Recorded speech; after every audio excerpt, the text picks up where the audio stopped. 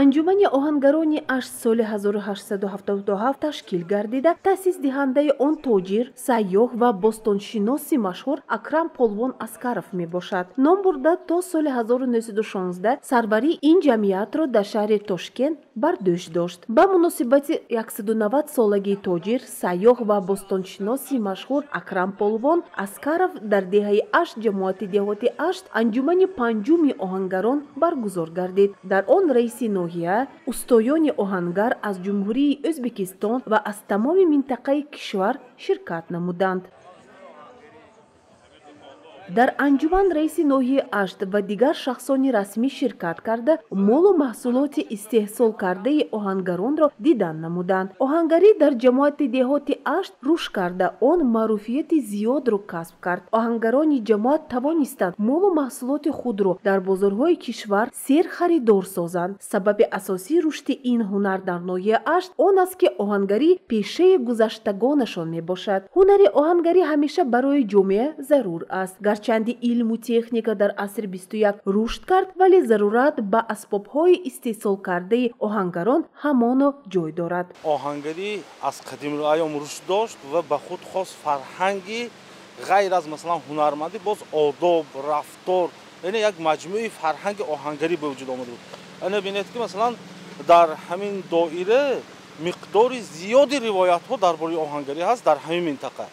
хуб ғайр аз ин таомулҳои 8 аср 9 аср пешина, яъне таомулҳое ки ҳанӯз дар замони сомониён зинда буданд, дар ин ҷо зинда аст. Масалан ба ин мисол шуда метавонад маросими камарбандӣ, ки мар дертар дар асри 16 бо касбу бо равияи тасаввуфи касбу ҳунар омехта гаштааст ва имрӯз масалан мебинем ки ҳамин маросими камарбандӣ барои оҳангарон пештар дар тамоми осиёи монда буд, лекин имрӯз дар ҳамин деҳаи 8 зинда мондааст, ки мо чанд маротиба шоҳид ҳам шуда будем ҳамин маросиме.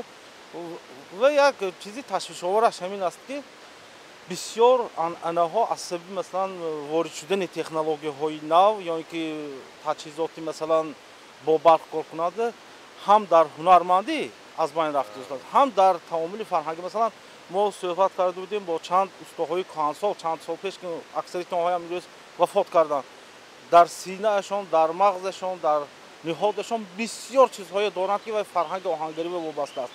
имрӯз ин чизҳои ҷамъ карда гирифтан дар кор аст, то ин ки онҳо масалан зинда монад. як насли калонсол ки аз байн мераванд, аллакай ин ҷавонҳо ин чизҳои намедонанд.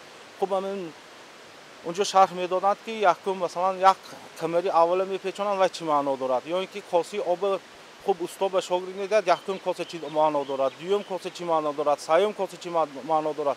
ана ин чизҳо мутаассифона аз байн рафта истодааст. ва як анъанаи дигар ҳам ҳаст дар ҳамин ҷо, ки хондани рисолаи оҳангарон, ки имрӯз масалан ҳамин рисолаи оҳангарон, ки худаш ин ба забони тоҷикӣ ба забони форсӣ нависта шуда буд, форсии тоҷикӣ нависта шуда буд, имрӯз мебинем ки масалан мутаассифона варианти туркиша мехонанд, лекин аслан ҳам тарҷума шудааст.